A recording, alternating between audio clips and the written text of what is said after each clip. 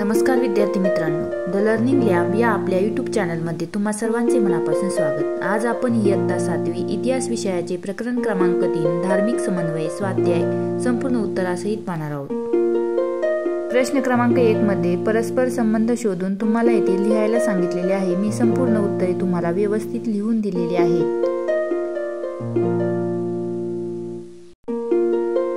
प्रश्न क्रमांक 2 खालील तक्ता पूर्ण करा।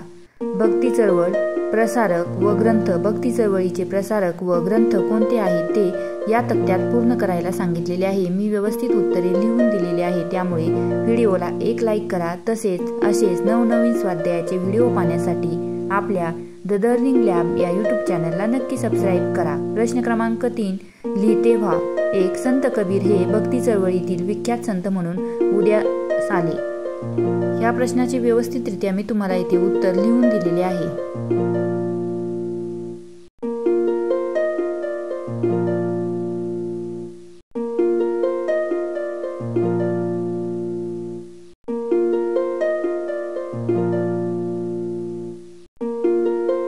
प्रश्न क्रमांक 4 मध्ये खालील चौकटीत लपलेल्या संतांची नावे शोधायला सांगितलेली आहे।